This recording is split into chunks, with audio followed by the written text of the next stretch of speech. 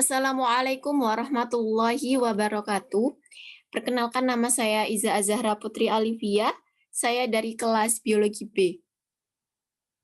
Pada kesempatan kali ini, izinkan saya untuk mempresentasikan mata kuliah Sejarah Peradaban Islam dengan tema Imperialisme Barat terhadap Dunia Islam. Imperialisme adalah sebuah kebijakan di mana sebuah negara besar dapat memegang kendali atau pemerintah atas negara lain agar negara itu bisa dipelihara atau berkembang. Pada pembahasan kali ini, saya akan membahas 4 hal. Yang pertama, sejarah imperialisme. Yang kedua, faktor imperialisme. Dan yang ketiga, kemunduran Turki dan ekspansi Barat. Terakhir, yaitu mengenai kebangkitan Islam. Sejarah terjadinya imperialisme kepada dunia Islam. Yang pertama, teori Galileo Galilei yang menyatakan bahwa bumi itu bulat. Apabila bumi itu bulat dan kita pergi, pasti akan kembali pada titik awal kita pergi. Hal ini mengakibatkan banyak bangsa Eropa mulai berlayar untuk membuktikan teori tersebut. Memang pada awalnya hanya membuktikan, namun akhirnya mereka juga menjajah dan menguasai wilayah-wilayah tersebut. Yang kedua, penemuan benua Amerika oleh Christopher Columbus pada tahun 1942 Masehi dan Tanjung Harapan oleh Vasco da Gama pada 1498 Masehi. Peristiwa ini memudahkan bangsa Barat untuk menguasai perekonomian dunia sehingga mereka bisa berlayar tanpa melewati wilayah Islam. Seperti yang kita ketahui bersama, wilayah Islam waktu dahulu adalah Turki Utsmani, terutama itu merupakan kiblat Abbasiyah. Turki Utsmani merupakan kiblat dari dunia, kiblat peradaban, kiblat perdagangan, perekonomian, kiblat pendidikan. Pada waktu itu hampir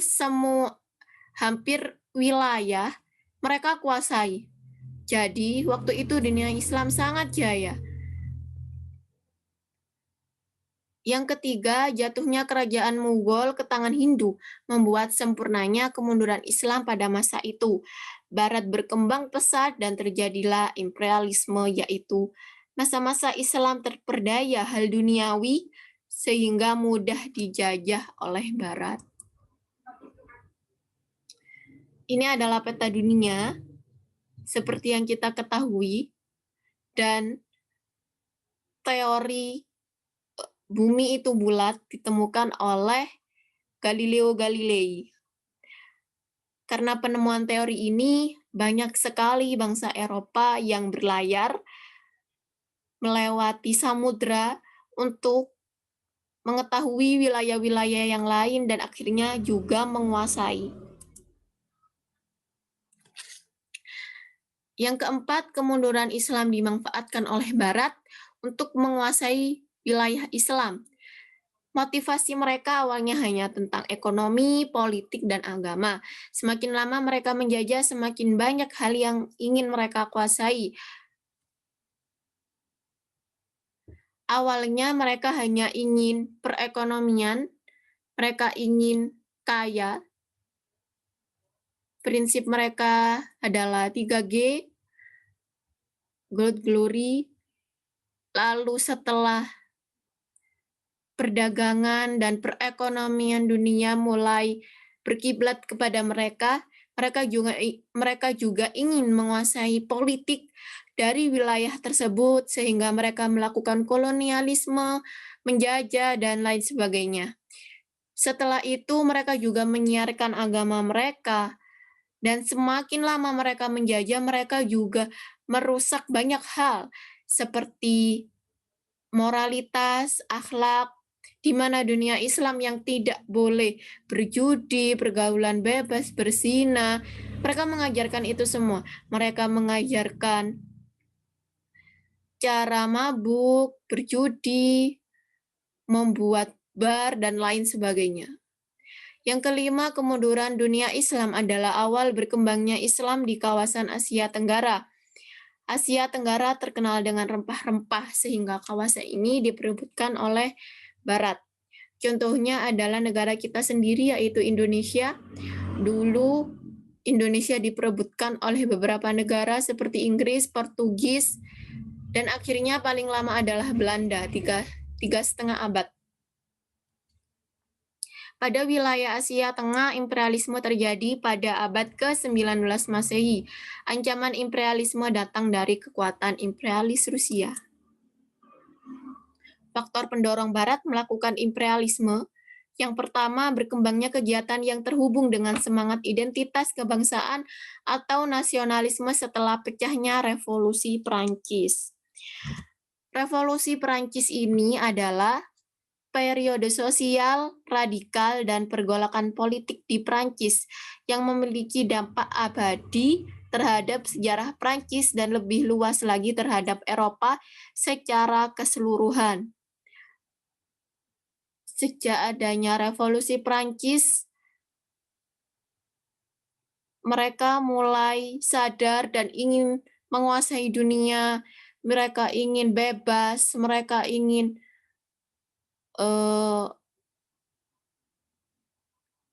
menjadi kiblat, dan juga mereka melakukan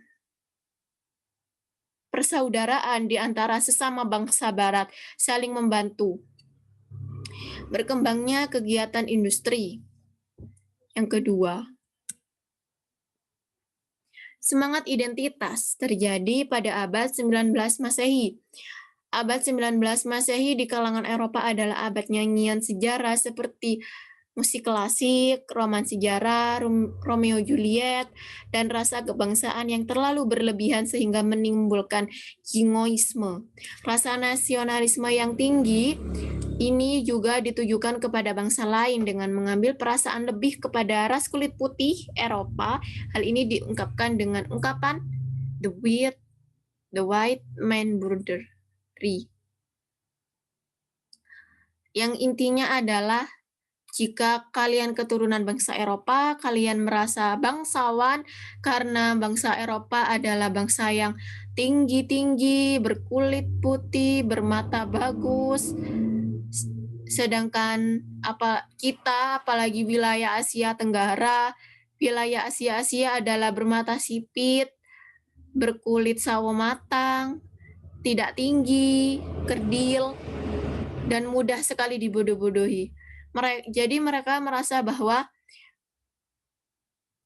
wilayah, maksudnya bangsa Eropa adalah keturunan yang paling sempurna, dan mereka selalu mengagung-agungkan bangsanya sendiri. Merekalah yang paling sempurna, merekalah yang berhak menguasai dunia. Yang kedua, berkembangnya industri di Eropa. Industri di Eropa berkembang sejak Inggris menemukan mesin dan terus berkembang menjadi industri-industri. Industri ini tidak berfokus pada mesin atau hasil produksi, tetapi juga tenaga kerja. Banyaknya industri menimbulkan masalah bahan mentah dan distribusi penjualan. Awalnya hanya menemukan mesin, lalu berkembang menjadi industri-industri. Setelah industri mulai berkembang dan menjamur di kalangan masyarakat Eropa, mereka kekurangan bahan mentah sehingga harus keluar dari wilayah kekuasaan Eropa. Mereka mulai menjajah dan mendistribusikan penjualan hasil produksi. Karena pada waktu itu tidak mungkin hasil produksinya hanya dinikmati oleh bangsa Eropa sendiri. Karena tujuan mereka kan ingin menguasai perekonomian dunia, sehingga mereka harus melakukan penjualan di luar Eropa.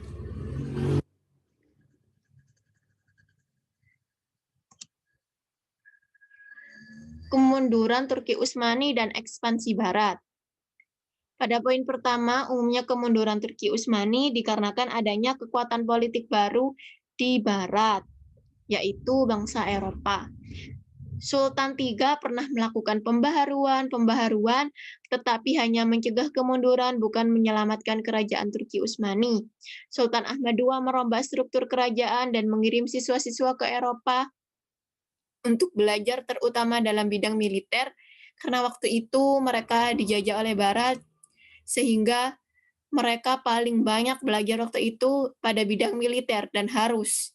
Selama abad 18 Masehi, Barat terus menyerang ujung garis medan pertempuran dan berakhir ditandatanganinya Perjanjian San Stefano pada Maret 1878 dan Perjanjian Berlin pada Juni-Juli 1878 Masehi.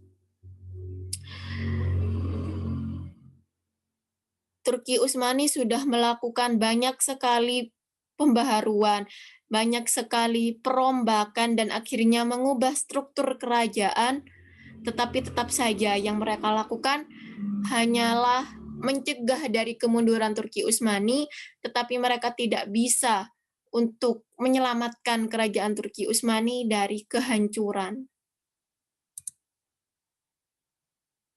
Pada Perang Dunia Pertama meletus, Turki bergabung dengan Jerman, bersekutu dengan Jerman, tetapi mengalami kekalahan. Kekalahan besar yang cukup memukul mundur pasukan menurut Barat adalah kekalahan di Wina pada tahun 1638. Dikarenakan waktu itu Turki Utsmani juga dijajah oleh Barat, akhirnya mereka bersekutu dengan Barat, yaitu Jerman, tetapi akhirnya tetap saja kalah, dan kekalahan Turki Utsmani ini sudah dirasakan oleh Barat ketika mereka juga pernah melakukan perang besar pada waktu sebelum terjadinya Perang Dunia Pertama di Wina pada tahun 1638 Masehi. Mereka yakin bahwa setelah kalahnya mereka dari pertempuran di Wina tersebut, wilayah-wilayah Islam, baik itu Turki Utsmani maupun yang lain, pasti bisa mereka kuasai. Penetrasi Barat ke pusat dunia Islam di timur pertama adalah Inggris dan Prancis. Yang pertama menduduki dunia Islam di timur adalah Inggris dan Prancis. Prancis yang cemas karena Inggris yang lebih dahulu, maka Prancis memutus hubungan dengan Inggris di barat dan India di timur. Prancis perlu menguasai Mesir untuk gerbang ke India dan pemasaran. Selain untuk gerbang ke India, mereka juga melakukan pemasaran di daerah Mesir. Ekspedisi Prancis dikepalai oleh Napoleon Bonaparte, tetapi kemudian diganti oleh Jenderal Kleber pada tahun 1799 Masehi. Suatu masa Prancis bertempur dengan Inggris, tetapi kalah meninggalkan Mesir pada tanggal 31 Agustus 1801 Masehi. Lalu kekosongan Mesir ini dimanfaatkan oleh Muhammad Ali dan berhasil mengambil kekuasaan. Tetapi pada tahun 1882, Mesir ditaklukkan oleh Inggris. Pada foto di bawah ada Napoleon Bonaparte. Dia adalah kepala ekspedisi Prancis pada waktu itu, dan dia berusaha untuk menguasai dunia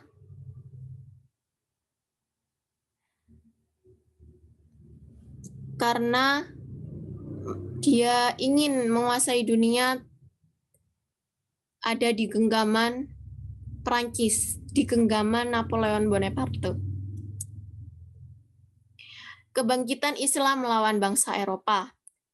Pada pertengahan abad ke-20 Masehi, dunia Islam mulai bangkit untuk memerdekakan dirinya dari penjajahan. Jadi mulai tersadar bahwa ternyata mereka sudah tertinggal jauh sekali dari Barat. Akhirnya mereka mulai bangkit dan melakukan pembaharuan. Kebangkitan Islam adalah kristalisasi kesadaran keimanan dalam membangun tatanan seluruh aspek yang berdasar dengan prinsip Islam. Karena pada waktu itu ajaran-ajaran yang mereka dapatkan dari Barat tidak sesuai dengan prinsip Islam, bahkan bertentangan dengan prinsip Islam. Akhirnya mereka disadarkan kesadaran keimanan dan membangun tatanan aspek. Mereka mulai membangun lagi seperti apa Islam itu. Usaha memulihkan Islam dikenal sebagai gerakan pembaharuan. Gerakan pembaharuan muncul karena yang pertama, timbulnya gerakan kesadaran di kalangan para ulama bahwa ajaran asing banyak yang bertentangan dengan Islam. Gerakan ini, contoh-contoh dari gerakan ini adalah A. Gerakan Wahabiyah yang dipelopori oleh Muhammad ibnu Abdul al-Wahhab pada tahun 1703 sampai 1787 Masehi di Arabia. B. Gerakan Syah Waliullah pada tahun 1703 sampai 1762 Masehi di India. Dan C. Gerakan Sanusia di Afrika Utara yang dipimpin oleh Said Muhammad Sanusi dari Aljazair. Yang kedua, pada periode ini Barat mendominasi dunia bidang politik dan peradaban, sehingga mereka kurang tahu bahwa ternyata Islam sudah sadar. Mereka hanya fokus pada politik mereka dan peradaban mereka.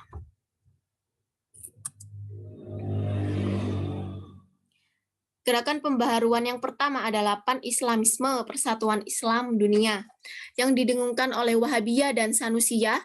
Namun gagasan ini baru diucapkan dengan lantang oleh Jamaluddin Al-Afghani pada tahun 1839 sampai 1997 Masehi.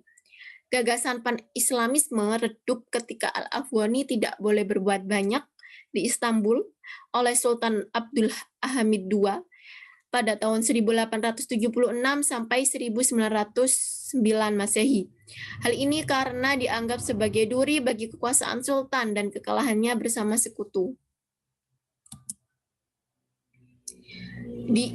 Pada negara India, gagasan Pan-Islamisme dikenal dengan gerakan khilafat. Syekh Amir Ali pada tahun 1848 sampai 1928 Masehi merupakan salah satu pelopor gerakan tersebut. Gerakan ini pudar. Yang populer hanya gerakan nasionalisme yang diwakili oleh Partai Kongres Nasional India. Gagasan ini ditinggalkan dan berubah menjadi Islamisme. Gagasan Islamisme disampaikan oleh Sayyid Ahmad Khan pada 1817 sampai 1898 Masehi. Kemudian mengkristal pada masa Iqbal 1876 sampai 1938 Masehi dan Muhammad Ali Jinnah pada tahun 1876 sampai 1948 Masehi. Di negara Mesir, wilayah Mesir mulai muncul benih-benih gagasan nasionalisme sejak masa At-Tahtawi, yaitu 1801 sampai 1873, dan Jamaluddin Al-Afghani. Tokoh pergerakan yang terkenal di Mesir adalah Ahmad Urabi Pasha. Pada dunia Sunni, reformatornya adalah Syekh Muhammad Abduh dan Syekh Abdurrahman Kawakibi yang merupakan pengikut Al-Afghani. Pada negara Arab, gagasan nasionalisme juga menyebar di Arab. Mereka terbentuk dasar kesamaan bahasa. Demikian pula terjadi pada Mesir, Syria, Libanon, Palestina, Irak, Hijaz, Afrika Utara, Bahrain, dan Kuwait. Semangat persatuan ini selain kesamaan bahasa, juga karena Barat ingin mendirikan negara Yahudi di tengah-tengah bangsa Arab yang mayoritas Islam. Karena tidak mungkin negara Islam di tengah-tengahnya ada agama Yahudi, Nasrani.